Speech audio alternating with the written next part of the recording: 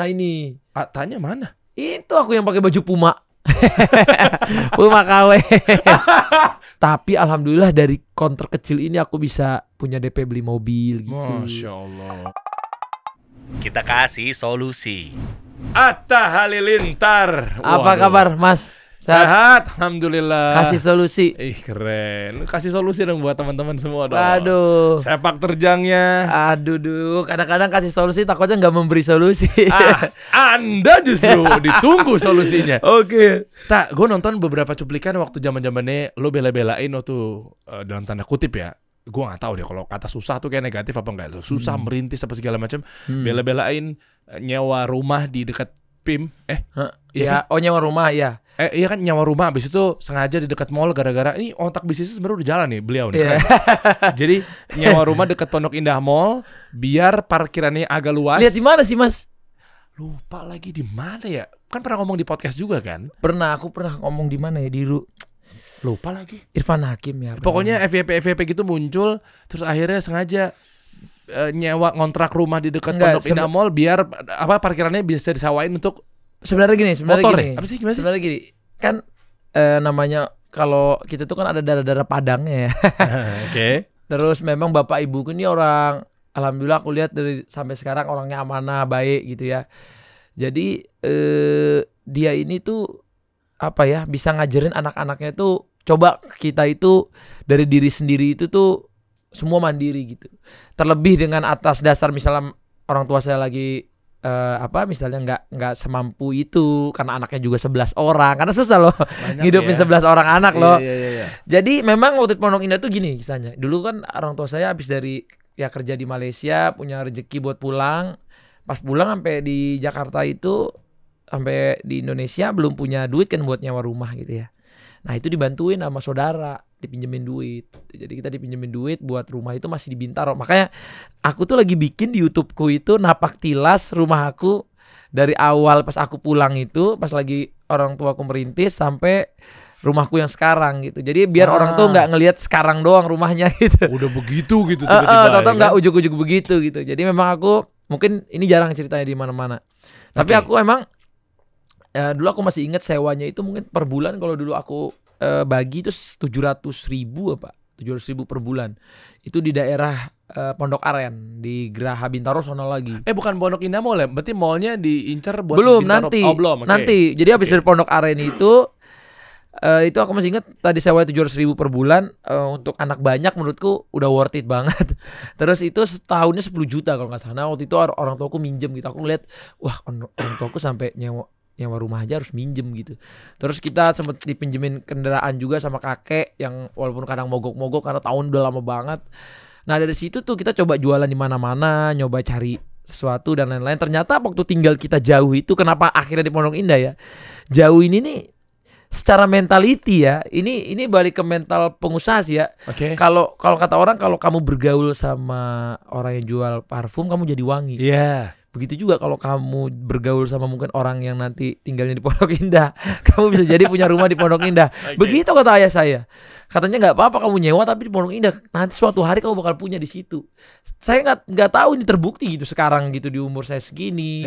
Waktu saya umur 20-an saya udah bisa punya tanah di Pondok Indah, bahkan punya base camp, punya office gitu semua di Pondok Indah. Saya nggak pernah yakin dulu waktu itu terjadi. Nah waktu dari Pondok Aren itu kan kita coba melebarin, coba usahain usaha itu kan, tapi kan jauh ya Mas ya. Karena semua usaha itu kan kebanyakan di Jakarta. Kita jalan dari Pondok Aren dulu ke Jakarta aja mungkin belum tol kayak sekarang, jalannya masih ini itu. Ya butuh 2 jam lah, di jalan habis 3 jam 4 jam gitu ya. Untuk kita yang, aku tuh kan nggak ada lulusan gitu kan, nggak ada lulusannya apa gitu, lulusan SMP gitu kan, aneh. Lulusan SMP baru ngambil kemarin ijazah. Jadi terpaksa aku harus kita sama orang tua, ayolah kita cari sewa rumahnya di Jakarta, yang Jakarta Selatan gitu. Nah kemarin aku ngevlog tuh, aku datang ke kawinan di Bandung. Itu ada orang baik namanya Abah Dimin, aku ngomong ya, dia yang ngebantuin aku sewa rumah pertama di Pondok Indah. Karena kondisi uang waktu itu lagi nggak ada. Nggak ada, dan aku lihat mungkin karena bapak ibuku dia orang baik, jadi ditemuin sama orang baik gitu. Jadi aku diketemuin ya, diketemuin sama sama Abah Dimi ini Tuh aku banyak akhirnya bisa tinggal pertama di Pondok Indah. Nah dari situlah awal kita pertama tinggal di Pondok Indah. Mungkin dipinjeminnya kan setahun, gimana nanti tahun depannya kita waktu lanjut nggak dibantuin orang. Nah disitulah awalnya aku mencari cara gimana caranya bisa ada penghasilan walaupun umur aku belasan tahun gitu ya, dengan aku bikin online, bikin Kaskus lah, bikin apa, bikin Facebook, cuman bikin apa lagi ya, bikin blog. Nah terus cuman aku bingung dulu jualan apa ya yang gak pakai modal. Nah ini aku liatin ya ke Mas ya. Ini aku belum ada nih. Apa tuh? Jadi orang kan suka nanya, nggak mungkin lah Mas Atta, masa ada bisnis nggak pakai modal? Nah ada nih.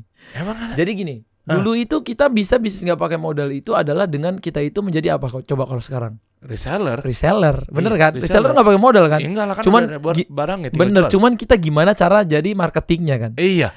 Nah marketing zaman dulu tuh kan nggak ada WhatsApp Mas. Iya. BBM aja tuh baru masuk. Iya kan?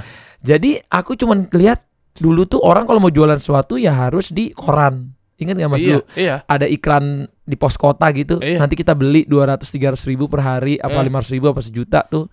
Tergantung berapa listnya. Nanti kita jual di situ. Ada yang jual rumah, jual mobil, jual apa, jual apalah dulu kan ada semua di koran gitu. Ada. Nah aku bilang ini mahal. Jadi aku cobalah cari di online. Oh bisa nih kayaknya bikin website. Tapi website juga mahal kan, harus beli apa sih, domain, hosting. Yeah. Nah aku bikinlah blog awalnya. Sebelum ada vlog itu blog. Ya, oke. Nah dulu tuh aku bikin ini Mas. Bikin apa sih? Namanya Suk A to Z. Jadi Suk A to Z. Suk A to Z itu apa? Ini tahun 2012 Mas, lihat ya. 8 Februari 2012. Ini kalian bisa, teman-teman ya, kalau nonton bisa lihat sendiri. Coba buka. Ini sampai gosok gigi aja saya jual Mas. Ini nggak pernah ada di vlog orang. Ini gosok gigi tuh. Itu ada di marketplace, ada di website orang. Dulu nggak ada Tokped, nggak ada Shopee, nggak ada. Tapi ini punya siapa? Punya aku. Jadi aku belajar lah Mas cara bikin HTML, cara XXX.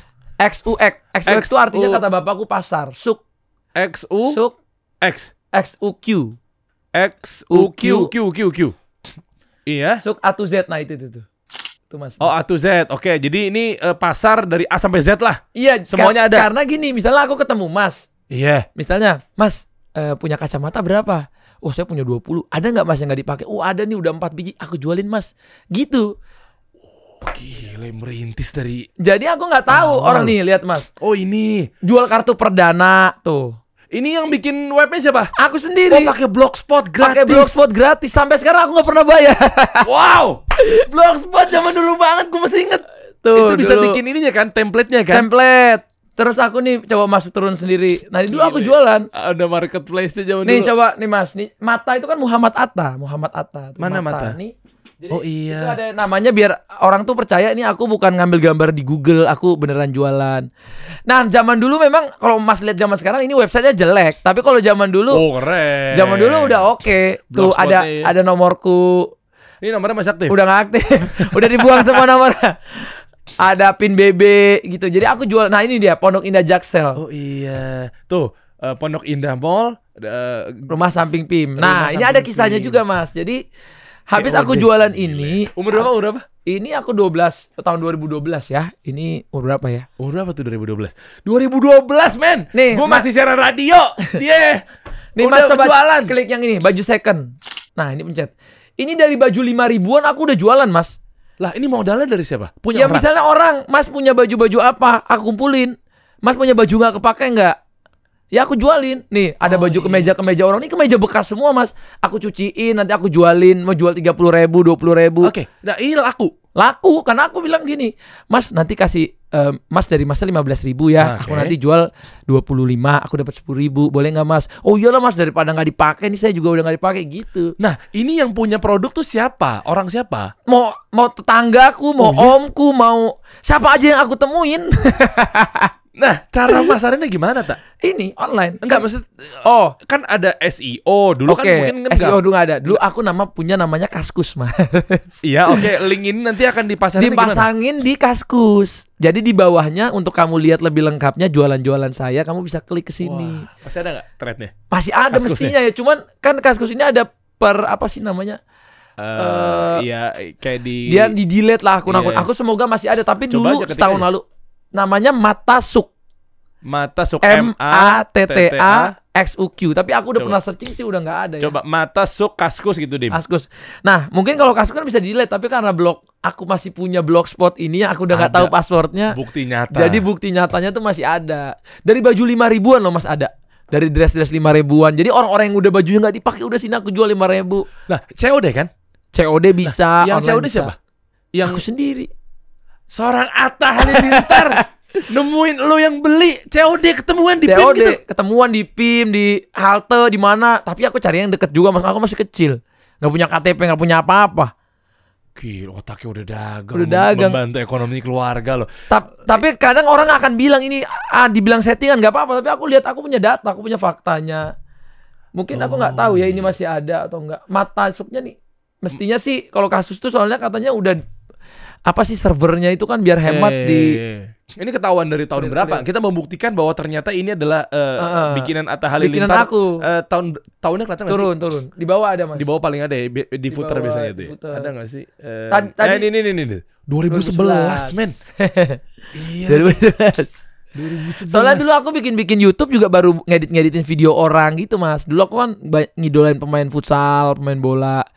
Terutama pemain futsal aku ngidolain Ricardinho, Falcao. Jadi aku pertama kali, nih coba Mas buka YouTube. Nih YouTubeku pertama dulu. Coba. Belum Atta Halilintar, Belum, Mata ya. Suk. Karena aku ngerasa aku nggak punya, nggak terkenal ngapain aku bikin aku. Oke. Nah ini pertamanya. Ya ampun. Ini YouTube pertama aku 1000. Tapi viewersku dulu lumayan Mas tuh ada yang 1,2 juta. 11 tahun lalu. Falcao berhasil Falcao dulu dan ya. Ricardinho ini dua pemain idola aku. Makanya dulu tuh aku bilang aku pengen jadi pemain futsal kayak dia ini. Nah akhirnya suatu hari Tuhan berkahi aku bukan jadi pemain futsal, tapi aku punya tim futsal dan aku bisa. Alhamdulillah gitu. Yang dulunya aku ngidolain dia Mas, sampai sepatu dia itu aku nabung per hari 5.000 buat beli sepatu ini. Ini Mas yang di atas. Oh ini Mercury apa ya? Ini edisi Dulu ada di bawahnya, bukan Mercurial dulu zaman apa dulu. ya? Lupa lagi. Udah nggak di itu namanya tuh Nike Skin tapi apa gitu ya lupa dia. Jadi aku nabung sampai gimana aku punya Nike ini gitu. Jadi waktu orang bilang Mas Atta ngapain kamu datengin Ricardinho ke Indonesia? Aku pengen buktiin mimpiku. Dulu aku idolain dia sampai nabung buat beli sepatunya dia. Tapi sekarang aku yang ngegaji dia. Wow. Buat main sama aku. Oh iya dia di ini ya. Di Pendekar United sempat 2 musim. Iya 2 musim ya. 2 musim. Terus balik lagi. Dia main di Liga Champions sekarang. Oh jadi ngambil Ricardinho itu bukan gara-gara skillnya kan, memang udah umur kan. Tapi skill tetap bagus Oh Mas. iya tapi artinya kan orang punya klub itu kan Iya. gimana caranya berbondong-bondong agar dia itu bisa memperbaiki tim kita. Betul. Karena memang mungkin skillnya apa segala macamnya. Tapi sebenarnya karena lebih ke impact sih Mas. Impactnya buat dunia futsal di Indonesia gitu. Karena menurutku waktu aku akhirnya diberi kemampuan untuk punya tim futsal, aku lihat wah ini dunianya nggak akan growth kalau nggak ada icon. Icon di dunia ini dialah Messi, Ronaldonya futsal gitu. Iya. Yang datengin dia nggak murah memang. Nggak ada yang bilang, orang bilang datengin dia murah. Bisa beli rumah Mas buat datengin beliau. Gila. Harus jual rumah dulu buat datengin beliau karena emang gajinya juga ya nggak akan ada yang murah. Terus kita tempat tinggalnya harus di Pondok Indah yang kelasnya sekian. Umurnya waktu itu berapa pas datengin di sini? 38. Ya 38 lah. Ya. 38. Tapi even aku nggak abis selesai di aku aja di umur segitu dia sekarang udah ditawarin negara-negara lain gaji miliaran per bulan gitu maksudnya. Nah, sebelum kita bahas mengenai si Pendekar United Iya. ini, itu kan prosesnya kan sekarang akhirnya udah Panjang ya. Dan lompat memetik banget ya. ya kita dari tiba-tiba. Iya, tapi nggak apa-apa. Gue jadi penasaran. Nanti kita kupas lebih detail ya. Nah, sampai akhirnya jualan online, Oke. dipasarin. Barang habis nggak tapi di Suk itu? Alhamdulillah. Jadi Habis ya? bisa dibilang 60%, 70%. Jadi kita harus restock terus Oke. gitu. Nah, kilas atau apa ya, turning point-nya lah, titik baliknya tuh bahwa kayaknya gue udah nggak mau dagang ini lagi deh, ke YouTube deh, gitu, ngevlog deh. Itu gimana? Enggak sih, kan dulu walaupun aku view-nya 1 juta itu kan penghasilannya masih kecil Mas. Dulu pada zaman itu. Kan KPI orang kalau sekarang mah semua orang ayo iklan di YouTube, di TikTok, di IG gitu kan. Di Facebook apa di mana. Kalau sekarang dulu kan belum ada mindset itu buat brand-brand di Indonesia. Jadi kita dapatnya masih kecil banget. Itu kan terbukti di situ aku 11 tahun yang lalu upload 1 juta pun masih ya segitu-segitu aja, belum kayak sekarang gitu. Oke. Belum tiba-tiba ada kasih solusi udah ada brand kanan kiri di TV. Amin. Baru beberapa tahun udah ada. Kalau dulu mah capek banget Mas. Maksudnya YouTube tuh Dulu tuh struggle orang yang menurutku YouTuber zaman dulu harus di respect. Mereka itu bikin kebanyakan karena hobinya mereka Mas, bukan karena AdSense-nya dulu kalau zaman dulu. Karena memang ya belum ada brandnya gimana kan. Kadang-kadang Menuang idealisme ke situ ya. iya, kadang-kadang dapat 1 juta sebulan gitu kan. Maksudnya itu juga ditransfer kalau nggak salah dulu per 3 bulan malah pada zaman itu. Oke, terus akhirnya jadinya bertolak belakang dari ngomonginnya sport atau futsal apa segala macam. Terus akhirnya punya channel Atta Halilintar. Oke. Ya, kenapa nggak nerusin di channel ini? Ya karena ini dulu ya udahlah ini kan bola gitu. Futsal gitu. Nah, aku mungkin turning pointnya itu lebih ke dulu ya pengen jualan aja. Jadi kayak sama aku bikin vlog, tapi di vlog aku bikin jualan-jualan gitu. Oke. Awalnya. Nah pas lagi bikin ternyata seru juga ya gitu. Nah habis itu kebetulan juga alhamdulillah dari aku jualan online, terus aku tuh upgrade jualan handphone. Mana ya aku ada Handphone ada jualan handphone Cina gitu Mas. Ini aku lagi cari blognya ya. Aku inget-inget dulu ya. Apa. Tapi sambil cari tak. Oke, ini aku sambil cari ya. Lu bantu ekonomi keluarga dan adik-adik waktu itu lu ngapain? Adik-adik kan ada yang masih sekolah, ada yang apa gitu kan. Aku emang udah berhenti kan dari SMP kelas 1. Oh, Kelas jadi 1 kelas bisa mau dibilang kelas putus 2 sekolah putus di sekolah SMP kelas 1. Karena boleh tahu nggak? Ya, adik-adikku aja SPP-nya belum kebayar, gimana mau bayar aku kan, kasihan orang tuaku. Aku kan anak pertama. Orang tuaku tuh orang hebat, pernah sempat sukses. Waktu aku dari baru lahir sempat ada gitu ya, bikin banyak usaha yang berkaitan dengan umat Muslim juga gitu. Tapi abis itu dia ngerasa mungkin dikhianati di dalam, abis itu dia dibikin istilahnya bisa dibilang rungkat lah kalau zaman sekarang ya. Terus mulai dari bukan dari nol gitu, kata orang tua saya udah bilang, nak kita semua mulai dari fakir ya, dari minus gitu. Maksudnya dari ngutang gitu. Orang ini akan percaya, orang susah percaya lihat, gue Halilintar kan begini blang blung bling gitu kan. Ya itulah karena mungkin kita karena awalnya tuh nyewa di Pondok Indah, terus tiba-tiba aku ada rezeki, orang tuaku juga, kita mulai jualan-jualan laku di online. Terus bisa dari jualan handphone aku sempat bisa beli, bantuin DP orang tua punya mobil gitu-gitu kan. Nah habis itu kita nyewanya pindah tuh Mas ke dekat yang lebih dekat Pondok Indah Mall. Karena mungkin nih kalau dari segi usaha lebih bagus nanti karena dekat mall. Tapi kan belum tahu mau diapain. Belum tahu usahanya Mas. apa. Terus coba aja dulu. Istilahnya kan semakin dekat sama pasar yang sekitarnya lebih terimpact gitu kan. Lebih dilewatin gitu lah istilahnya. Ini pedagang sejati. Bener. nih. Kan tadi dagangan aku yang di situ tuh lantai 1 rumahku tuh nggak ada ruang tamu, nggak ada ruang keluarga Mas. Lantai 1 aku itu penuh dengan barang-barang yang aku minta orang nitip, mau kulkas, mau PS, mau apa. Oh, ya? Iya, mau apa aja yang orang mau nitip lah. Makanya jadi A to Z. Dari A sampai Z Mas apa aja. Pokoknya di online aku jualin gitu. Nah saksi hidupnya sekarang masih ada yang kerja sama aku, namanya Kang Ian. Dia masih kerja, dia dulu lihat aku jualan-jualan itu. Dulu pernah ada yang kerja sama aku juga, namanya Rahmat Akbar. Sekarang dia udah jadi konsultan di rumah sakit Bunda gitu. Dulu dia datang terus dia beli-beliin, terus aku pernah jualin mobilnya juga gitu. Jadi kayak abis itu dia pernah kerja sama aku. Jadi aku tuh nggak tahu jalannya hidup tuh dia dari yang aku misalnya orang itu beli barangku, tiba-tiba orangnya bisa kerja sama aku gitu. Jadi memang hidup tuh misteri gitu menurutku ya. Hidup itu misteri. Jadi kalau kita udah percaya aja sama Allah, terus kita udah coba apa yang terbaik dari diri kita udah improve apa yang terbaik dari diri kita tuh kita udah coba gitu. Jadi menurut saya nggak mungkin itu nanti one day nggak berhasil, nggak tahu di bidangnya mana. Yang penting aku bikin gitu. Ya itulah definisi ikhtiar. Ikhtiar. Jadi aku bercoba aja gitu. Orang tua juga bilang itu udah ikhtiar aja lah. Kita nggak tahu hasilnya kan urusan Allah. Ya. Kalau kita udah ikhtiar, mau kita udah kasih yang terbaik, mungkin Tuhan nggak ngasih di sini, Tuhan udah siapin di tempat lain kan. Gitu. Tapi kalau kita nggak nyoba, kita nggak ikhtiar, kita nggak tahu. Kan dari ikhtiar yang gagal itu kita belajar Mas. Cara kita nyampein orang, COD, cara ngomong ke orang. Mungkin aku jadi bisa ngomong di YouTube segala macam. Mungkin gara-gara dulu aku dari kecil tertempa buat ngomong sama orang, buat jualan. Ini memaknai hidup, semua pasti ada hikmahnya. Ada tuh, hikmahnya. Gitu. Keren. Iya dong.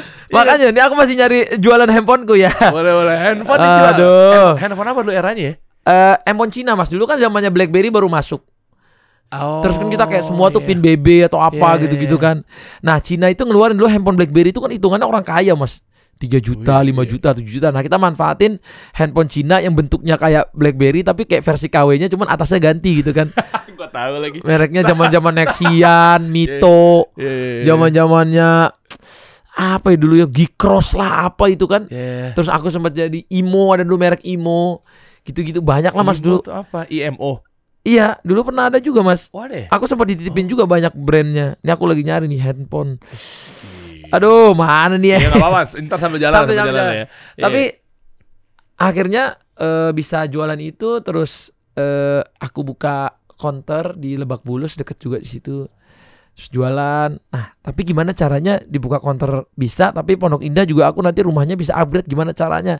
Akhirnya di rumah kan harus menghasilkan Mas, selain online. Nah, aku ngeliat tuh orang tuh setiap pulang pergi tuh kan karyawan Pondok Indah Mall tuh banyak. Nah, aku bilang nih peluang nih. Mereka itu kan kebetulan rumahku tuh ada masjid. Nah, masjid ini tuh selalu orang kok parkir di situ. Banyak banget. Aku bilang, wah ini masjid ya. Kalau misalnya satu hari 1.000 motor berapa ya per orang goceng gitu kan. Belum shift-shiftan. Aku bilang, ini masjid udah penuh kan. Udah gak ketanggung.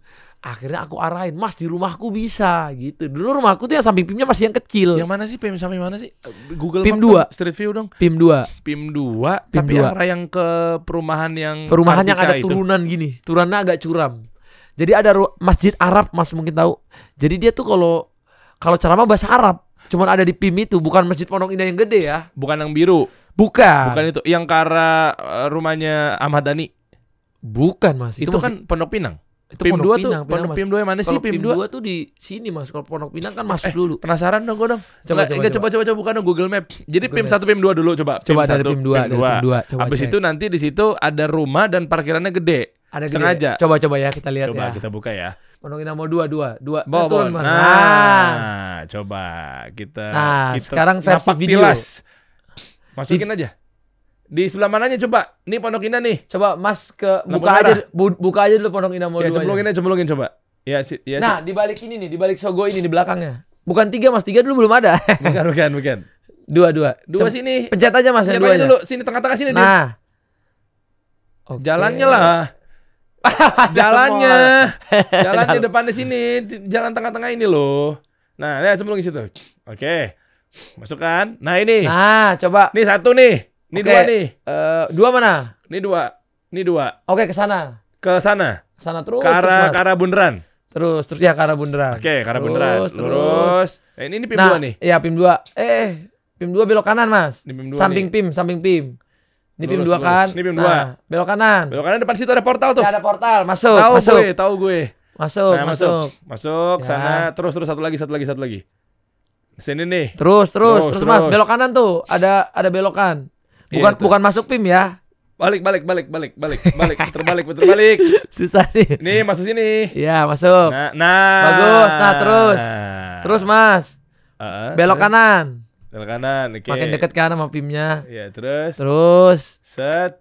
Nah, belok kanan. Kanan lagi. Sorry, belok kiri. Oh, kiri. Nah, ini kiri ada masjid. Oh, Nih kita ke masjidnya dulu deh biar Oke, enak. Jalan elok ya. Jalan alam elok. Jalan alam elok Nah. ya. Oke. Nah, ini kan mulai ada naikan. Oh Naik. iya. Samping PIM persis ya. Persis. Nah, ini naik lagi, Mas. Buntu portal. Nah, ini banyak parkiran tuh kan? Iya. Nah, terus naik, Mas. Nanti aku Ya udah tunjukin rumahku. klik sana naik. Mentok ini. Hah? Hah? Google Map-nya nggak bisa lewat. Berarti lewat sana, Mas. Emang ada jalan sono ya? Oh, muter. Kita kayak rekreasi. So, back dulu. Back. Lah, mau lewat situ banget. Ya udah Iya, deh. lewat sini. Nanti bisa kelihatan rumahnya dari sini. Super clean. Terus, Oke, belok lewat. kanan. Kanan. Nah, ini dia. Jalan alam elok Terus 2. kanan lagi. Sana. Terus. Ya, oke, kita tahu sekarang jadi Atta Halilintar seorang brand ambassador Google Map ya. Semoga Google bayar. Ini kemana, Mas? Salah, Mas. Kelewatan. Bukan nih, udah masuk gang. Ini dia masih di jalur gede. Tadi mana jalan gede? Mana, Dim? Kemana tadi? Lurus coba. Bukan, ini mah ke taman tadi lagi kan? Iya nggak sih? Balik arah, balik.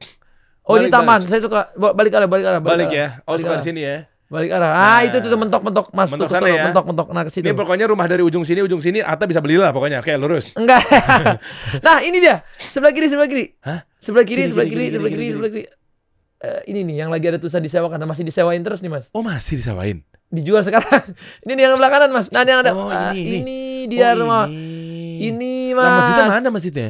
Masjidnya di atas. Bukan yang ini, Mas. Nah, ini naik ke atas masjid. Lurus. Ini Mas, sebelahnya Ini. ini. Nah, ini. Yang tulisan dijual ini. Dijual dan disewakan Mas sampai sekarang, Mas. Ini dulu aku nyewa rumah di sini akhirnya. Berapa setahun di sini? Di Sebulan? sini waktu di sana kan udah 5 juta per bulan, 4 juta ya. Kalau 50 juta per tahun 5 itu berarti per bulan 60 berapa? juta. Setahunnya 60 juta. Nah, ini 5 juta per bulan. Iya kan kalau setahunnya berarti 60 juta. 5 kali 12. Bener. Jadi di kanan dan kiri ini dipenuhin motor, Mas. Kan ini buat ada car park mobilnya. Oh, buat karyawan Pondok Indah Mall. Karyawan Pondok Indah Lah, Mall. kalau mau ke PIM lewat mana jalan? ini kanan langsung jalan. Sana. Ini naik atas ini PIM. Coba Dim. Belok. Oh, langsung naik ke sana tuh PIM ya? PIM ini Oh, tuh PIM iya, kan? PIM. Gitu.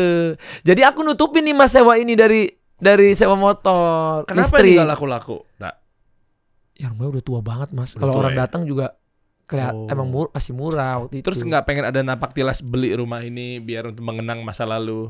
Eh, Kan enak kan kalau ngobrol sama Atta sekarang beli aja tak gitu. amin. Nanti semoga ya. Nanti baru gitu ini makasih idenya loh. Tolong komisi buat saya ya, pemilik rumah ya. Ini di atas PIM Mas. Oh. Nah, coba Mas naik lagi di situ. Aku pernah akhirnya dari usaha-usaha online itu aku buka burger di sampingnya nih Mas, samping PIM. Mana? Oh, Coba iya. naik Oh, iya, lagi. ini PIM ya? Langsung Ke ada kiri, pintu kecil ke kiri. buat karyawan ya? Nah, ini masjid Mas kanan. Mana sih? Itu masjid kan? Itu Itu masjid itu. Masjid itu. Nah, di kiri aku buka burger buat karyawannya makan siang. Gitu. Di masa tahun itu Di yang tahun sama. itu ini. Tapi aku sewa terasnya doang, coba Mas maju. Nah, ini rumah punya orang, punya Eyang sama kecepatan Mas. Kelewatan. Nah, tuh yang ada jualan tuh sekarang. Yang ini. Nah, itu tuh yang setting aku Mas, yang beli atas iya. Oh, ini. Nah, itu tuh yang kedai ini. Yang ini kedainya. Itu catnya juga masih aku yang ngecat dulu. Pink ini. Warna merah dulu, Merah warnanya ya? Oh, warna jadi merah. pudar ya? Udah pudar. Warna Jadi? hitamnya merah hitamnya, karena aku dari dulu suka warna hitam sama merah. Ini karpotnya dulu Yang ngecat Atta Halilintar nih ya. sama adekku. Oh, Sama tim-timku gitu. Laku burger buka di sini. Aku burger, jualan jajanan lah. Minuman kayak bubble apa, pokoknya orang mau nongkrong kopi-kopian gitu. Oh, bertahan berapa lama usaha di situ bisnisnya? Ya cuman waktu itu kita kena balaknya, bukan itu ujiannya. Kan PIM yang sebelah itu bangun Mas. Jadi ini tuh ditutup. Jadi bertahan ini cuman setahunan lah. Oh, karena begitu ditutup nggak ada akses. Gak ada akses, orang gak jalan, gak ada yang beli. Tapi kan dari tukang-tukang situ kan bisa mampir. Cuma tukang nggak makan burger juga. Gak makan burger. Iya, Mestinya tiap aku hariannya buka kan nasi warteg. kan. Cuman Warteg. waktu itu warteg masaknya yang susah, aku nyari orangnya. Kalau burger aku masih bisa masak sendiri, cepet gitu kan. Karena Iya. Torik bisa adekku, terus adekku bisa ganti. Ayo dong, tolong jagain dulu apa gitu. Oh, yang bantu waktu itu siapa ya? In charge di sini. Dulu aku Sajidah, dulu adekku, Torik gitu bertiga. Nanti kapan? Jadi kalau ada jadwal ganti-gantian. Terus kita sempat punya yang orang kerja satu gitu. Oh, oke. Itu 2013. Lupa ya tahun berapa. Segituan deh. Segituan. Itu YouTube belum ada tuh ya channel Atta Halilintar ya? Belum ada. Udah ada tuh channelnya tadi. Yang Mata Suk itu. Nah, channel Atta Halilintar itu berdiri Nah. 2 tahun setelah itu.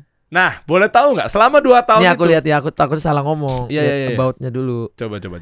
Coba ya kita lihat ya. Bismillah. 2 tahun loh. Gue penasaran sih selama dia buka di samping PIM itu usaha kecil-kecilan apa segala macam. Terus menuju 2 tahun dan titik baliknya kok bisa tiba-tiba boom. Itu 2 tahun tuh ngapain tuh tak sampai akhirnya punya channel tuh. Bertahan hidupnya lah. Awalnya gini, aku tuh kan sama keluarga tuh rame ya. Terus bikin buku Mas. Bikin buku namanya Gen Halilintar nih, aku liatin ke Mas ya. Coba. Oh. Jadi aku tuh bikin buku sama keluarga. Kenapa buku? Ya menurutku buku tuh mamaku tuh penulis soalnya, suka nulis. Oke, dan ngangkat kisah keluarga. Kisah keluarga gimana sih 11 orang. Dulu kalau kita kemana-mananya ribet-ribetnya gimana gitu. Tapi dulu mungkin kisah itu belum jadi buah ini Mas. Apa bukunya? Bukunya gitu. Coba. Jadi waktu aku di Pondok Indah itu, sebelum aku bikin YouTube, sebelum bikin buku, akhirnya kita segala macam sejak di Pondok Indah itu ya. Segala macam hal tuh kita coba Mas. Dari bikin tadi burger lah, jualan crepes lah, jualan cendol lah di situ, bikin online jalan, handphone, terus buka toko kecil di Lebak Bulus, bikin jualan handphone. Coba Mas tulis Atta jualan handphone adanya. Ya? Atau jualan handphone. Oh ini Ada kesebelasan Gen Halilintar. Benar. Ini sebelum buku dulu nih, Atta jualan handphone coba ya. Nah habis itu coba buka travel juga kayak Mas gitu, jadi tour guide bawa jemaah gitu kemana, ke Uzbekistan kemana gitu. Jadi kita lebih kayak bapak saya itu selalu ngajak apa aja lah bikin. Coba image Mas, image. Didikan orang tuanya. Didikannya apa aja gitu. Dagang cendol ya? Apa aja. Nah ini aku jaga counter HP-nya di sini. Yang ini nih. Nah ini. Tanya mana? Itu aku yang pakai baju Puma. Puma KW. Oh iya, ini kontrakan di mana, Tak? Ini di Lebak Bulus. Nyewa. Dulu aku dari jualan online kan orang nggak akan percaya Mas kalau nggak ada tempat COD-nya. Oh iya. Jadi kalau nggak, karena terlalu banyak waktu itu yang nipu melalui online kan orang dulu belum ada polisinya kayak gimana belum ada kayak sekarang tuh e-commerce tuh udah lebih aman gitu loh, ada yang menjamin KTP semua udah difoto. Kalau dulu kan cuma nyantumin nomor HP orang ketipu. Jadi aku bikin di sini dari yang barang nitip-nitip, banyak nitip sama aku ini cuma segini doang kontorku Mas. Duduknya di samping juga nggak ada tokonya, cuman buka booth aja. Tapi alhamdulillah dari konter kecil ini aku bisa DP-in orang keluargaku punya DP beli mobil gitu. Masya Allah. Dari konter kecil ini terus aku bisa sewa di Pondok Indah tadi yang ada parkirannya. Gitu. Terus di sampingnya abis itu aku punya tempatnya sewa rumahnya 2 Mas. Di sampingnya tadi yang rumah kecil itu di sampingnya ada yang lebih gede warna putih. Aku target ini nih parkir lebih gede karena garasinya ada yang masuk bawah. Gitu. Gile. Jadi sengaja sewa rumah dekat di belakang Pondok Indah Iya. Mall, samping lah ya. Bener. Biar apa tujuannya? Biar pegawai-pegawai yang kerja di tenan-tenan atau mungkin makin apa sih? banyak. Jadi Makin hitungannya kita bayar uang rumah udah aman sewanya. udah aman dibayarin sama orang sewa parkiran. parkir motor. Terus yang listrik kita dari usaha-usaha gini. Kelihatannya aku kayak orang kaya Mas, punya 2-3 rumah di Pondok Indah, semuanya parkiran. Semuanya sewa Mas, tapi it's about itulah makanya kalau aku percaya kata bapakku kalau kita bergaul sama orang minyak wangi jadi wangi. Kalau kita gabung sama orang Pondok Indah jadi kelihatannya kaya juga Mas. Oleh karena itulah waktu itu kita ayo kita mulai bikin YouTube, bikin buku. Terus kita udah fotonya di rumah Pondok Indah, udah gini, udah gitu Mas awalnya. Padahal ngontrak semua, nggak ada yang punya. Makanya orang bilang nggak mungkin Gen Halilintar tuh miskin karena dari awal aja kok Pondok Indah. Karena kan emang kita baru bikin video tuh pas rumah kita bagus Mas, malu kalau nggak. Karena gini, basically aku udah meresearch orang itu nggak suka lihat orang susah yang ditonton gitu, basically. Itu research Mas, dulu aku bikin research. Iya. Makanya rame tuh ketika pamer-pamer rame. Jadi kalau nggak masuknya di situ nggak bisa. Makanya dulu aku bikin konten gerbek rumah, aku mikir kalau orang sukanya kemewahan, orang tuh nggak akan pikir dia itu dulu suksesnya kayak gimana. Misalnya Mas kasih solusi. Kan di sini banyak banget nih inspirasi orang cerita tentang gimana dia awal mulai bisnisnya. Nggak semuanya gede dong Mas. Iya. Nggak kayak misalnya podcast sama cewek-cewek, podcast sama yang bahas isu-isu gosip sekarang gitu kan lebih gede gitu kan Mas. Iya. Kenapa? Karena sebenarnya basically orang tuh nggak terlalu suka sama proses belajar. edukasi orang belajar, capek orang karena hidup ini kan udah capek tambah capek gitu ngeliat. Tapi kalau kita kemasnya dengan yang orang suka tuh apa sih? Kesuksesan, kemewahan, belajarnya nggak suka Mas, sukanya lihat apa yang dia udah beli, habis itu hujat. Iya. Apa orang itu udah beli hujat, dia suka lihatnya hujat gitu. Akhirnya aku bikin acara gerbek rumah, di dalam itulah aku kemas podcastku gitu. Di dalam gerbek rumah itu gimana sih dulu kamu awalnya ininya? Karena aku udah mengkonsep di diriku, ketika aku susah tuh nggak ada yang nonton. Kita harus sewa yang rumah lebih gede untuk kita nge-YouTube gitu. Lah, YouTube kan di rumah orang. Kenapa harus rumah yang gede yang kita sewa? Buat apanya? Buat ya biar bagus kontennya kan. Secara visual. Secara visual jadi gede. Kalau misalnya kecil mentok di sini doang, adek saya rame-rame misalnya, jadinya jelek Mas. Gak ada yang nonton. Kita harus secara branding, makanya kayak foto Gen Halilintar itu kita harus pakai bajunya hitam-hitam, jaket segala macam. Ya mau nyewa baju kek, mau apa kek. Gitu. Yang Visual penting branding visual branding tuh penting gitu. Nggak bisa kita gini. Kalau orang bilang kan coba lihat Mark Zuckerberg, coba lihat Jeff Bezos. Dia sederhana aja kok bisa kayak gitu. Karena dia Jeff Bezos, karena dia Mark Zuckerberg. Karena orang udah tahu dia gimana, nggak usah dikasih tahu lagi. Dia nggak usah pakai bajunya apa, mobilnya apa, udah nggak usah dikasih tahu. Ini trik untuk orang yang mungkin bukan siapa-siapa, sehingga sangat berpengaruh ketika dia mau tampil di sebuah acara visual diperhatikan. Visual. Contoh. Misalnya kita punya guru Mas. Gurunya ini datangnya naik ya sederhana lah. Tapi ngajarin gimana sih cara kita sukses maju dalam hidup. Aduh kamu mah dibilangin gini, aduh gurunya aja begini gimana kita mau sukses. Gitu kan.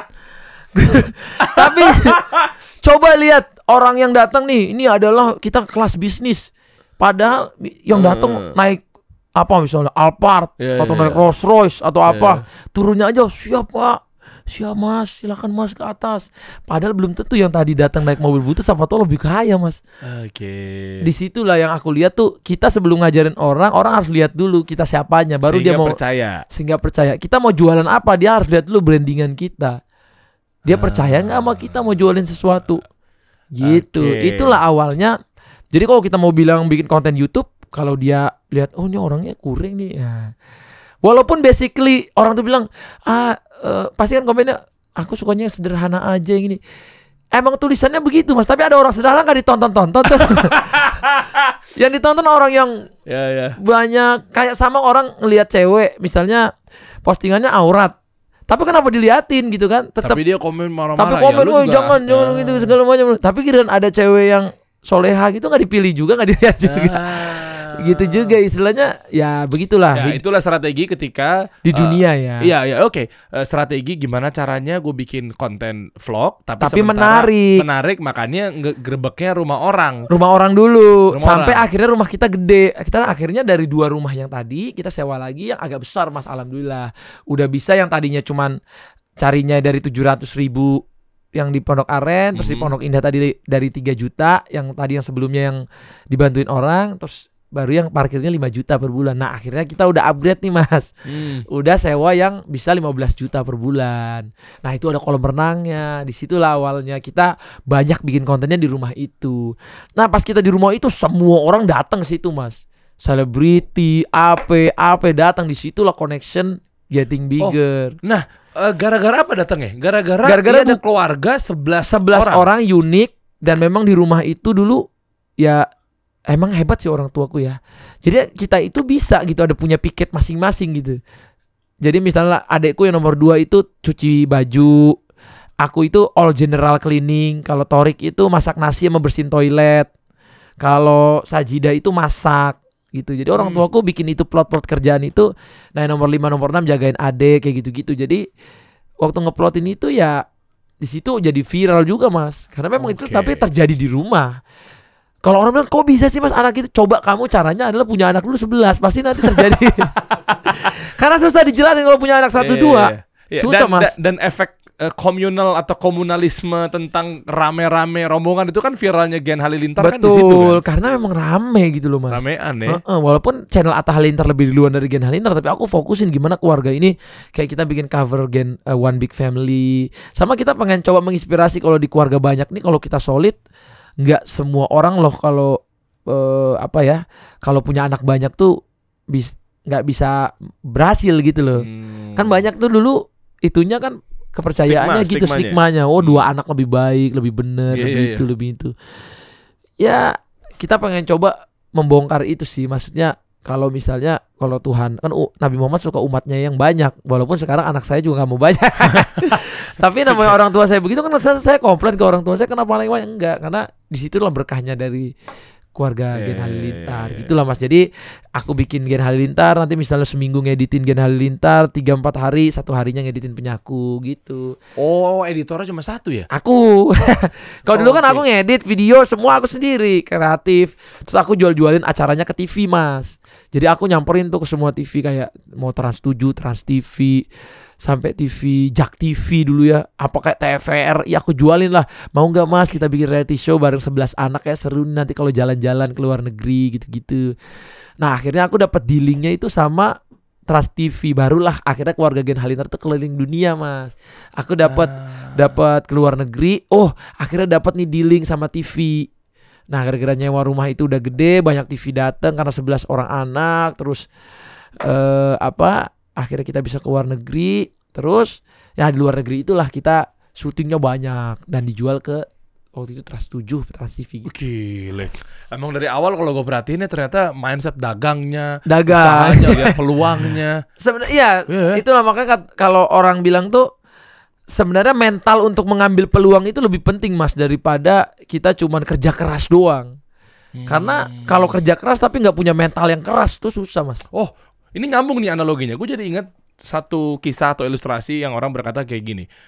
Dia mah enak, sedekah udah banyak karena uangnya banyak. Lihat aja nih, aku nih ibaratnya nanti Iya. kalau aku kaya, tau gak sih kayak gitu-gitu? Iya. Kalau gua kaya, gua akan sedekah kayak begini. Kalau gua kaya, gua akan bener. berangkatin satu komplek tuh umroh. Kalau gua kaya, Kalau nah ya itu kan poinnya kan.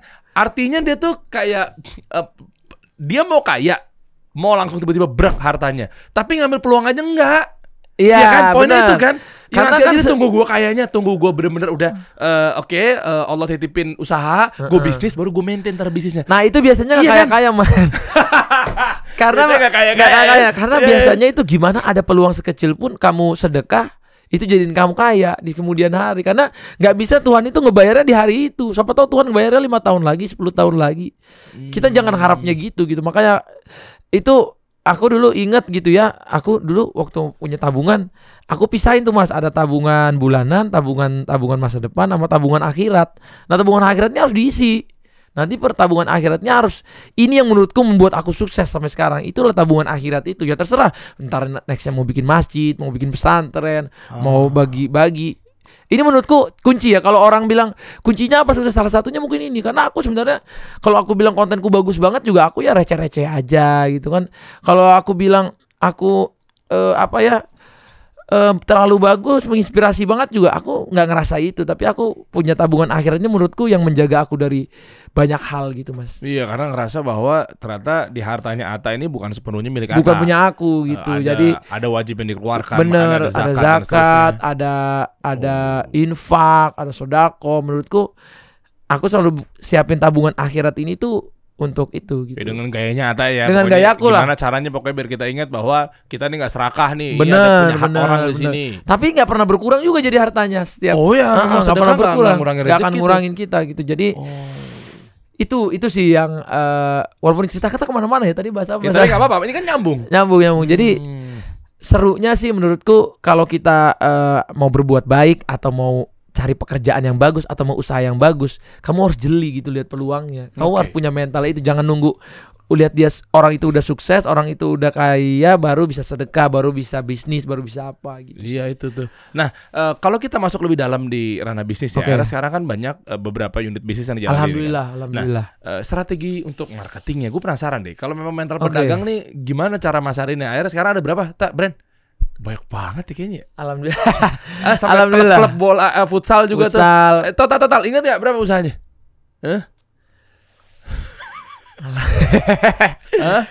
PT ya Mas. Ya, PT. PT ku aja ada 25. PT ku 25.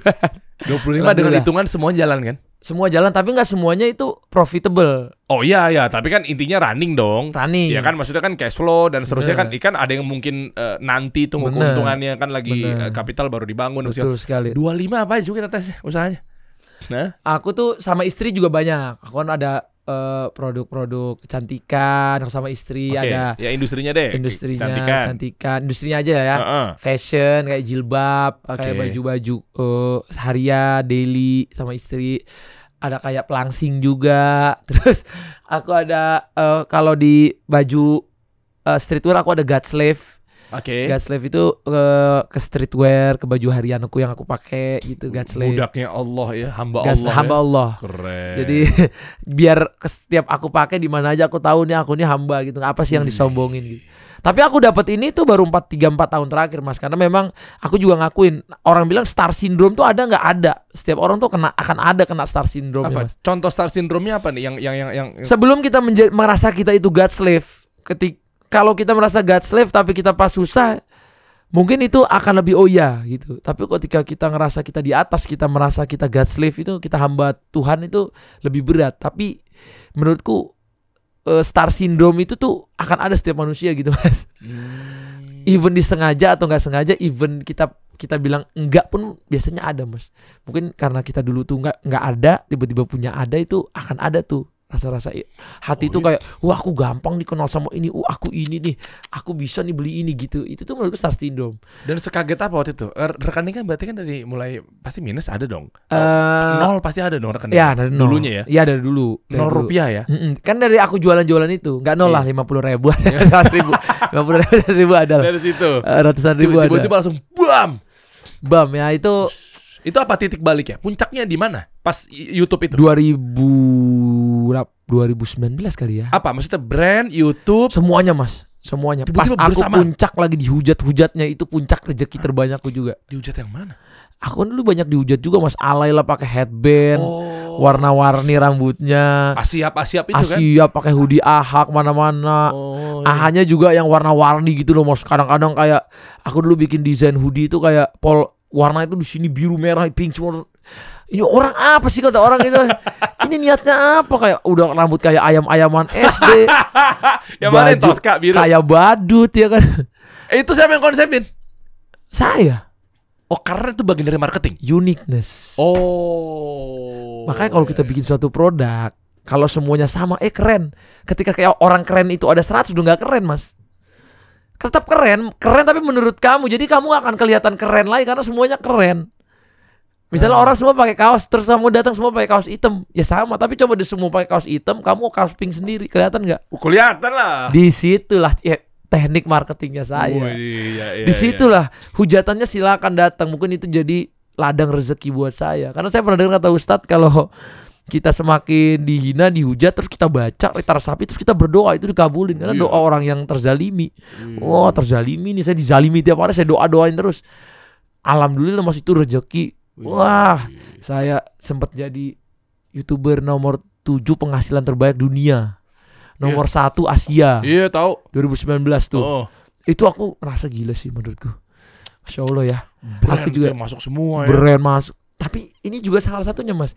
Waktu aku udah mulai naik, aku datang ke rumah orang gitu ya, misalnya naik Vespa atau naik Captiva gitu.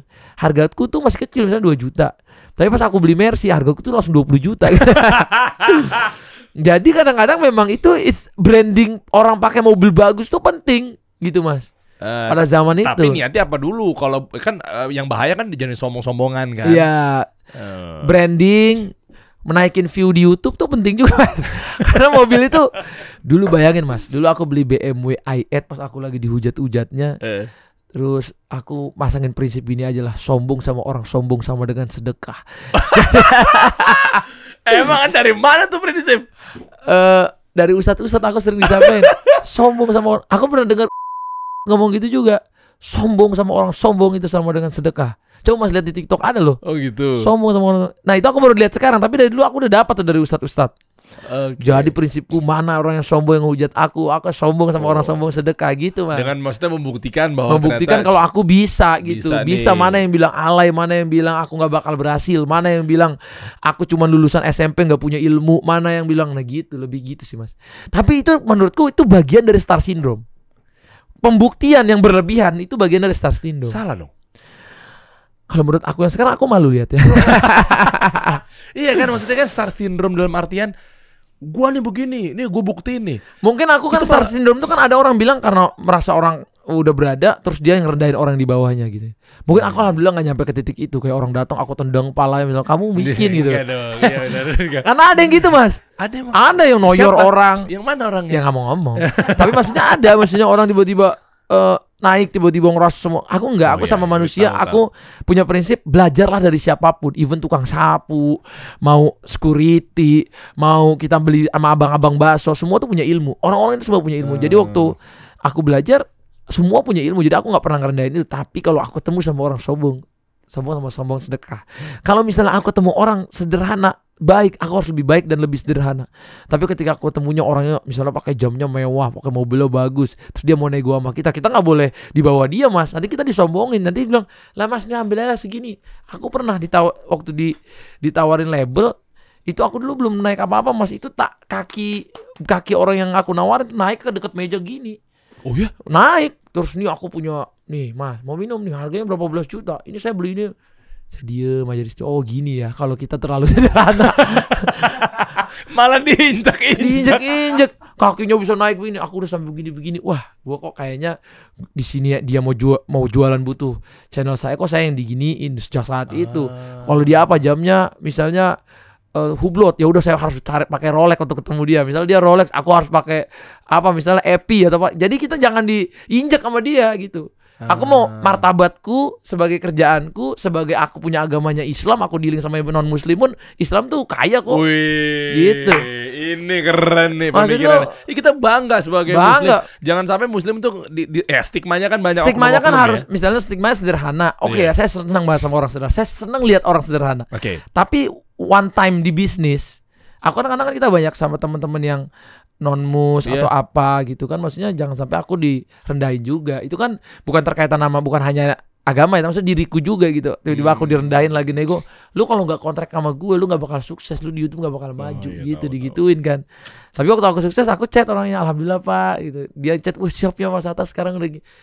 Maksudku, it's kind of pembuktian gitu sama diriku. Jadi lebih kayak gitu sih Mas. Kadang-kadang memang masih manusia di dunia ini tuh mandang orang tuh dari apa yang dia punya, status gitu. Iya. Memang aku tuh orang yang mencintai Islam yang love and care, bukan masalah dia agamanya apa, rasnya apa. Even nih PA ku bukan Islam. Kemarin tadi itu guardku bukan muslim juga. Head di perusahaanku bukan muslim juga gitu Mas.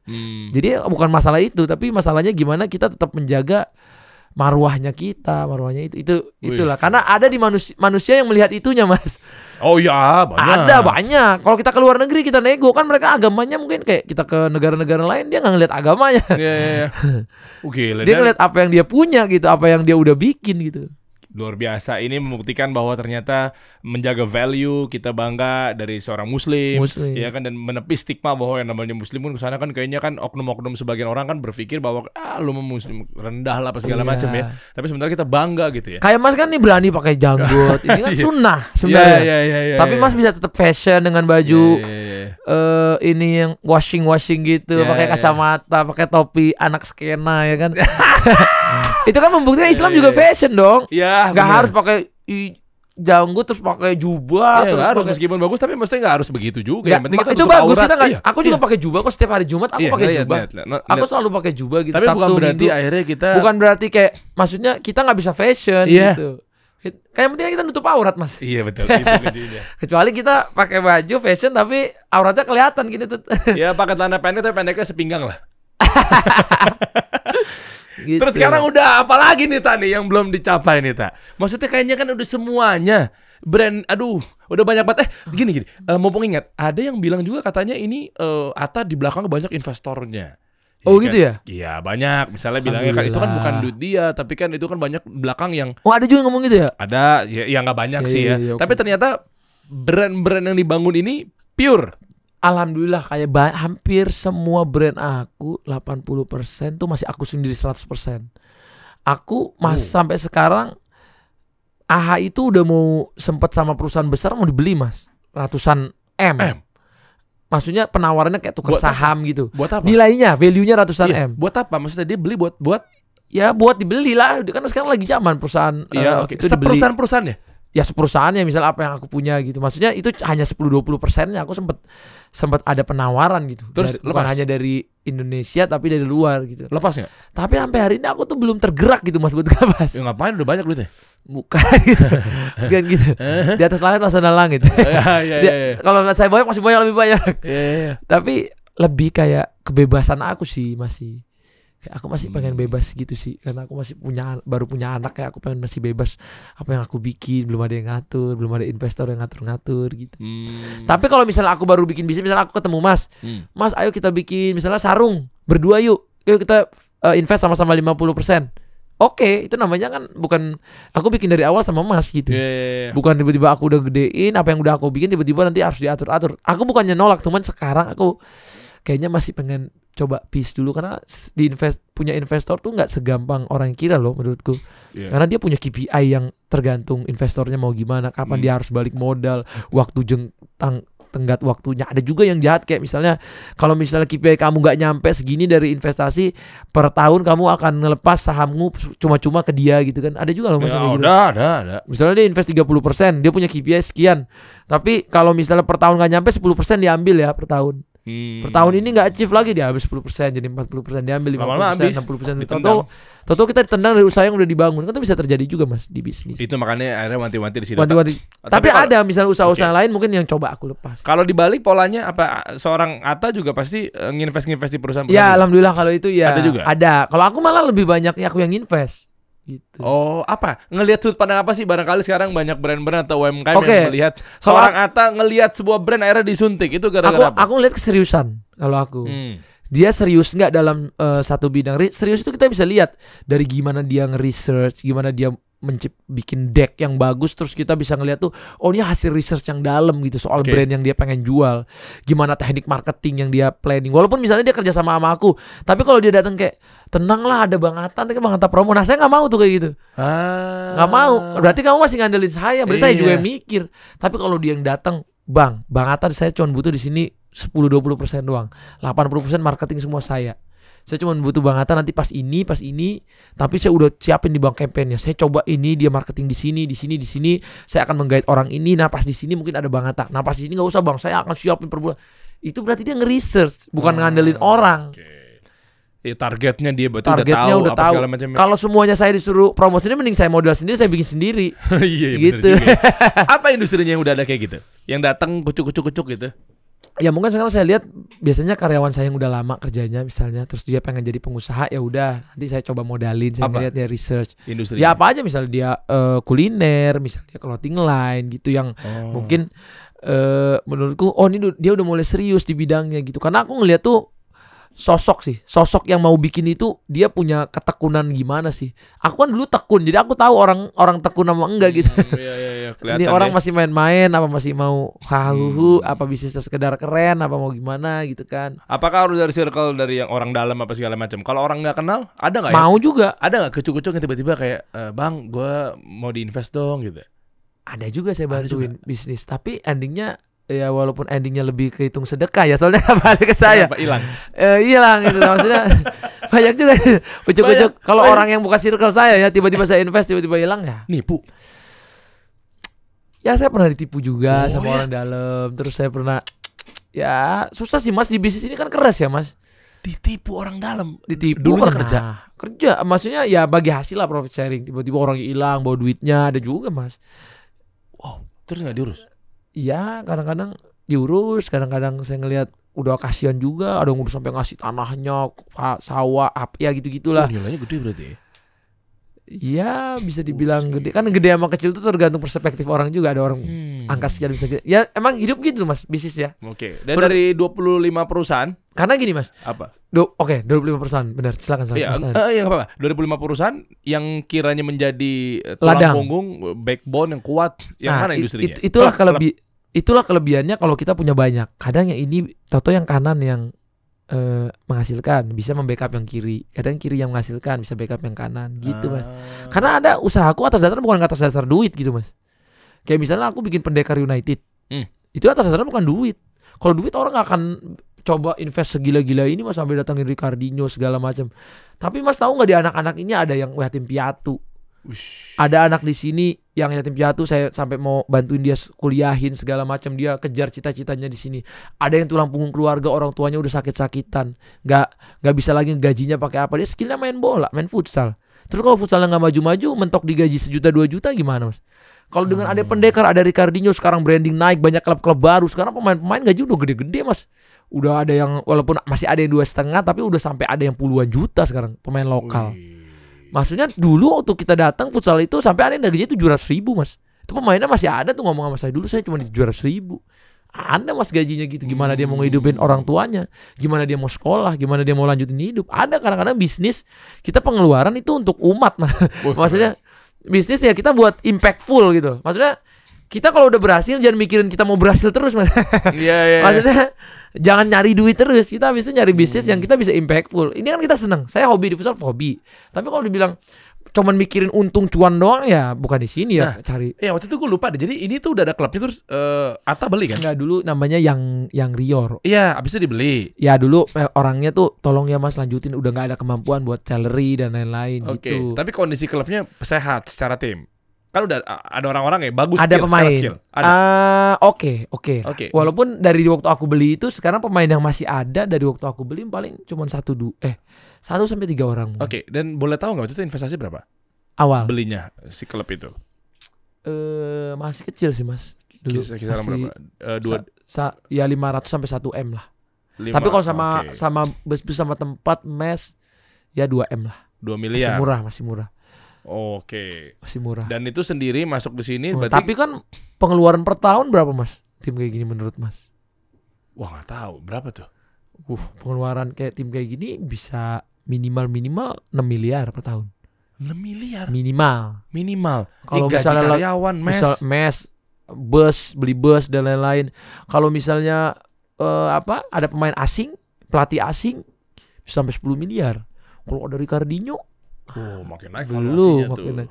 Enggak, itu baru bertahun-tahunannya loh. iya. Pengeluarannya loh belum valuasi nih kita ngomong. Iya. Kadang valuasi itu naik cuma buat balikin modal kita gitu. Nah berarti pakai sponsor dong di baju. Pakai. Tapi gimana cara nutupinnya Mas buat segitu banyak? Kalau kayak kita datangin Ricardinho misalnya kita pengeluaran 15 atau 20 M.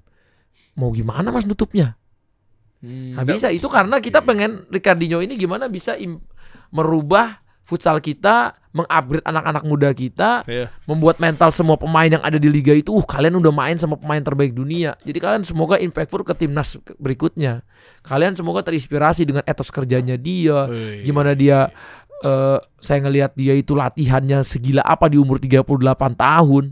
Lebih gila dari anak muda umur 17 tahun gitu loh. Tuh, akhirnya jadi contoh. Masa lu malu sih 17 Masa lu tahun? malu, Iya, iya. mas nggak malu gitu sama bapak-bapak datang pakai koloran ke lapangan, orang disiapin mobil malah lari dari apartemennya ke lapangan. Kalian aja masih naik bus, dia datang lari dia sendiri ke depan lapangan 1 jam sebelumnya pakai koloran nendang-nendang sendiri di cuaca yang dia nggak pernah rasa keringetannya kayak apa di indoor. Itu kan butuh mentalitas. Nah mentalitas ini yang pengen ditularkan ke pemain-pemain kita. Jadi one day misalnya futsal tiba-tiba maju, timnas maju, saya udah bangga. Dulu saya pernah datang ke Ricardinho, impactful buat anak-anak itu, semangat sampai ke depannya. Itulah impactful buat negara gitu Mas. Iya, nah itu tuh. Kita doain lah mudah-mudahan kedepannya juga bisa Amin. Pendekar United. Tapi pernah tahu nggak masa depan futsal nih kayak gimana di Indonesia? Kok Belum yakin? tahu. Belum tahu. Gak ada yang tahu. Ya, kenapa tapi nggak bola besar? sekarang growth gate. Aku ada bola juga. Oh iya, apa ya? Bekasi. Bekasi ya? Iya. Tadinya aku berdua sama Bang Putra Siregar, cuman Iya. sekarang in charge Bang Putra Siregar semua karena menurutku dia adalah leader yang baik untuk tim. Ini Iya, ada. iya. Nah, ini FC Oh, iya. Bekasi. Nah, Oke. kalau bola ini kan berpartner aku. Perputarannya oke. Duitnya, bisnisnya. Susah dibilang juga. Bola tuh masuknya gede dari mana sih sponsor ya? Udah pasti ya, brand ya? Gede dari brand. Brandnya pasti ya? Brand gede. Tapi segede-gedenya brand kalau kita pengeluaran pemain lebih gede, nggak akan. Tapi memang aku harus akuin di antara semua tim futsal yang lain, Pendekar United paling gede masih sponsor aku berani. Untuk klasemen? Untuk klasemen ya kita kemarin Big 4, Big 5 gitu. Kita yang penting masuk papan atas aja lah. Iya. Yang paling gede berarti dari 25 apa tak? Nih di ujung obrolan kita nih. Tetap di production sih, Tetap ya. agency. Karena bidangku kan emang dari dulu agency, production house, kita bikinin iklan, bikin campaign brand. Terus brand itu kayak dari nol, saya baru dari brand datang nih. Mas saya pokoknya nggak punya follower, masih nol, apa yang harus saya bikin dari kayak gitu. Dari kayak gitu diterima. Ada Budgetnya ada nggak dia? Ada Mas, biasanya orang yang udah punya pengen bikin brand itu gede gitu. Oh. Kalau brandnya masih nol ya mending saya bikin sendiri. Iya. Dan dipaketin sama atas seorang KOL-nya. Enggak juga. Enggak, jadi saya nggak mau brand itu tergantung sama saya nggak mau. Jadi dia biarin kita yang nyariin KOL buat dia, nanti salah satunya saya gitu. Oke. Gitu, tapi menurut saya itu bidang saya gitu gimana nge-brand. Karena saya dulu kan udah kebiasa nge-branding. Jadi ketika aku mau coba orang datang rebrand misalnya apa nih produk ini kah, apa sarung nih mau nge-branding gimana, apa langkah-langkahnya saya coba bikinin campaign-campaignnya. Dia mau campaignnya dari segi apa nih, ada yang suka campaignnya itu yang penting orang tuh tahu sebanyak-banyaknya, ada KPI-nya tuh naikin followers, ada KPI-nya itu pelanggan, ada KPI-nya itu kayak berapa mata sih yang bisa akan lihat. Beda-beda tuh kan setiap brand juga goals-nya. Ada yang goalsnya langsung omset, ada brand nih omsetnya udah gede banget tapi udah punya saingan, gimana dia bisa lebih terkenal dari saingannya gitu-gitu sih. Cara strateginya gimana tak sejauh ini? Ngasih tahu gimana caranya brand juga happy dan naik. Ini kan juga tips atau solusi buat kawan-kawan. Kalau aku sih ngerasanya gini ya, setiap brand itu kita harus cari dulu value-nya gitu.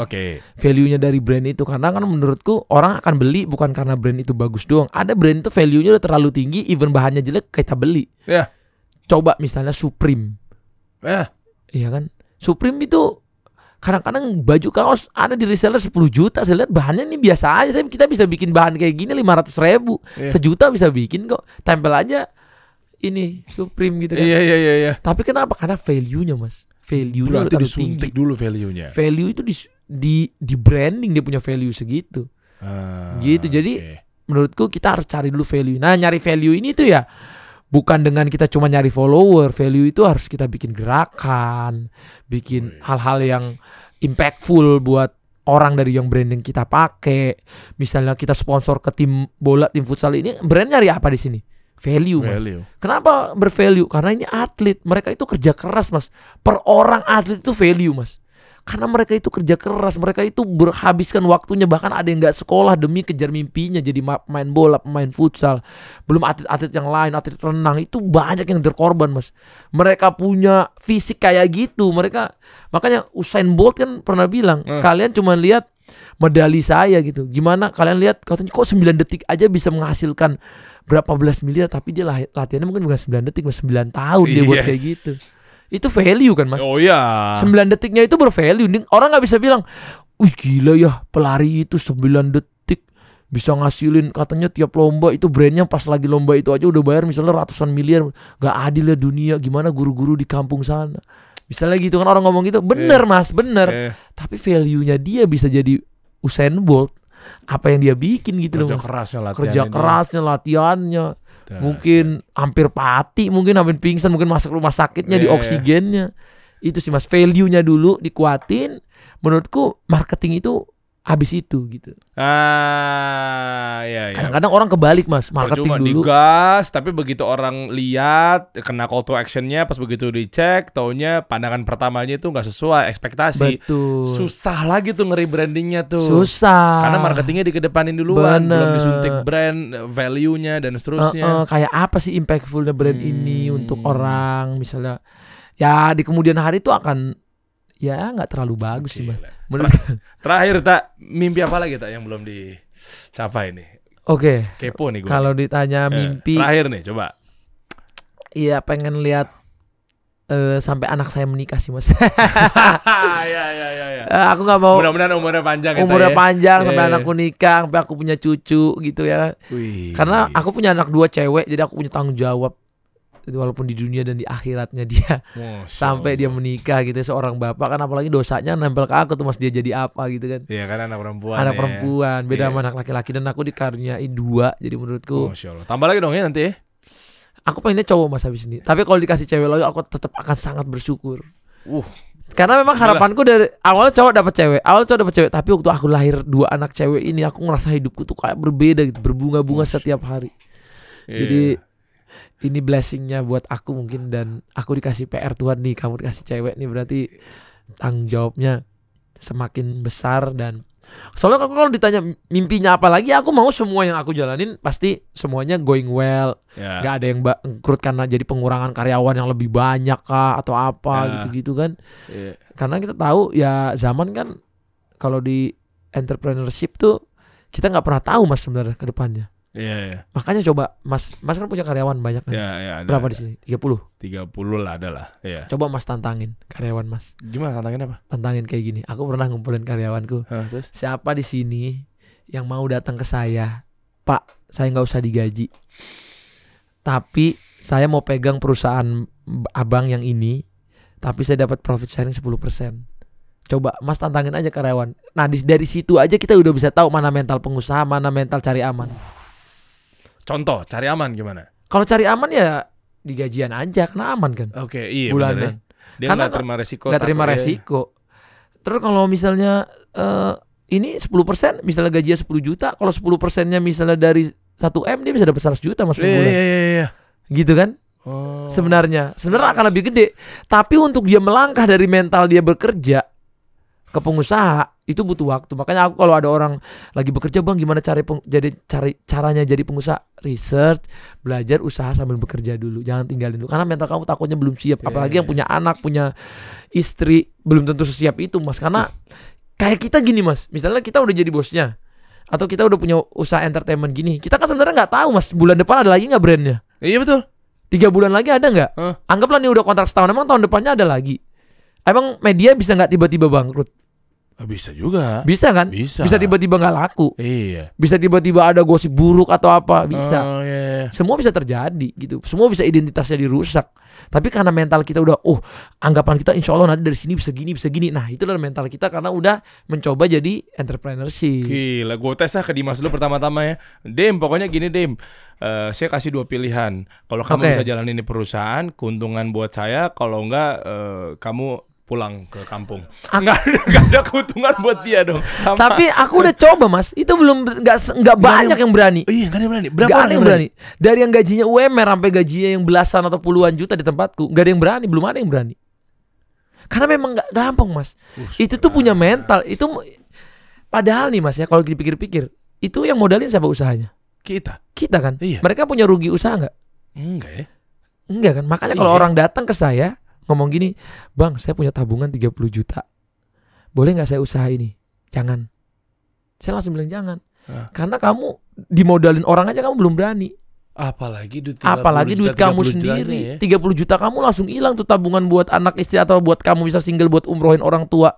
50 juta buat apa yang kamu tabung selama kerja, tiba-tiba hilang. Saya lebih nyesek lihat kamu kayak gitu.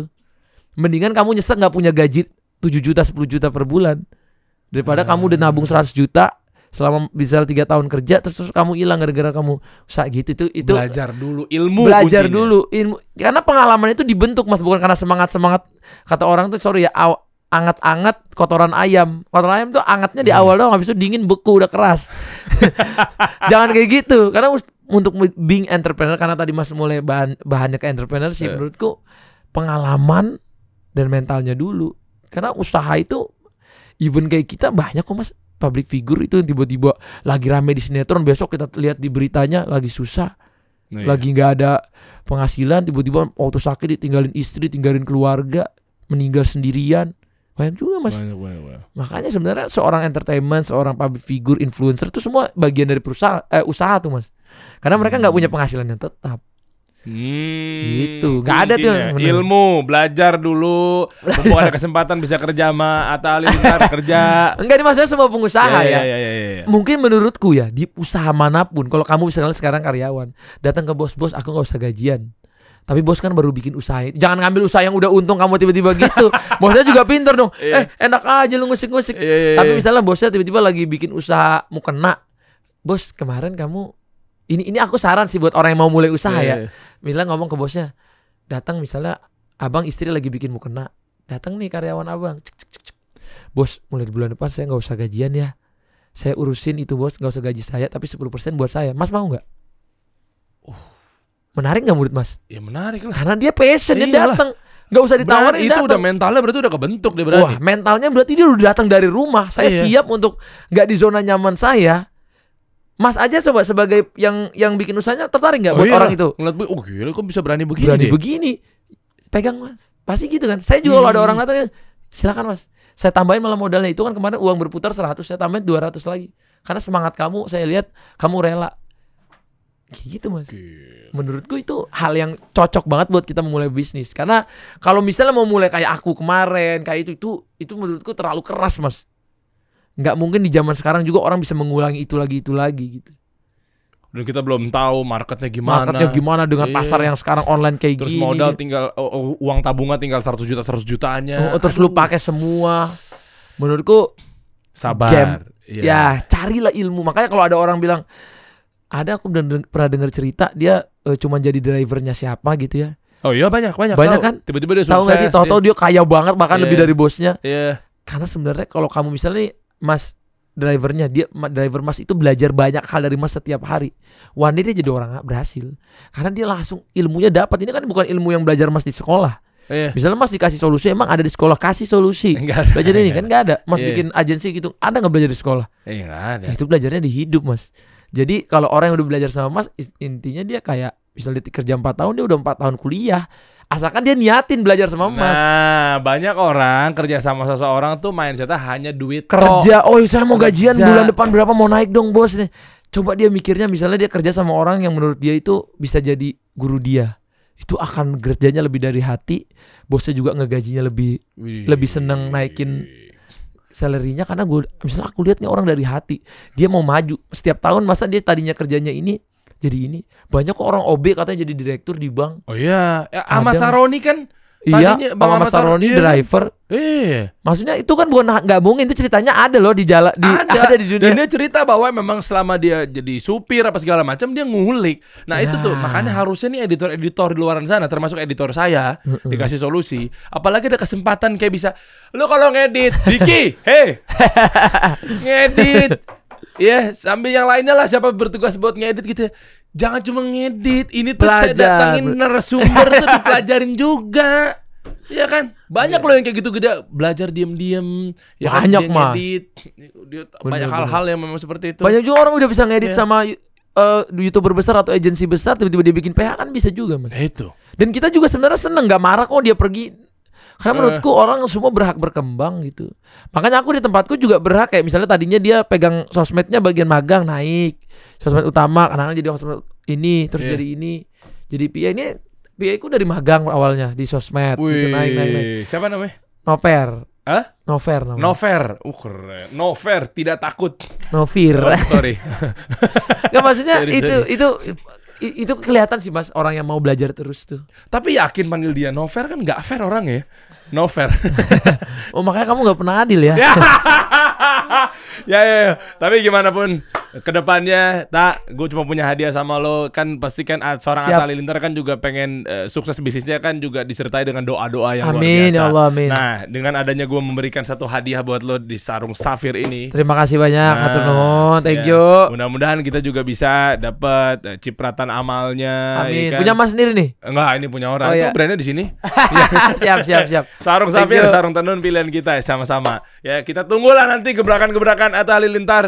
Siap. Masya Allah. Rumah Pondok Indah mana lagi yang mau diambil? Gue nonton vlog lu tuh yang lu baru pertama kali pindah rumah baru, tetangga-tetangga. Oh iya datang. Iya, ada di rumah Pondok Indah tuh kan lu pas lagi mau masuk rumah di depan tetangga-tetangga, lu ngasih hadiah buat apa sih? Lu pas ada rumah baru. Oh iya yang dulu ya. Dulu. Iya. Berarti Mas penonton udah lama ya? Saya Atta Lover apa namanya? Gue udah lama, thank you. Siap, thank you. Sukses terus. Sama-sama. Kasih solusi. Sama-sama. Headband lo kok jarang lo pakai lagi? Udah punya anak, udah dicopot Mas. Begitu brandingannya udah. Udah enggak. Selesai. Terus sekarang jadinya nggak pakai begitu lagi? Enggak, udah tanam rambut soalnya. Oh Nanti gitu. rusak. Kita kasih solusi.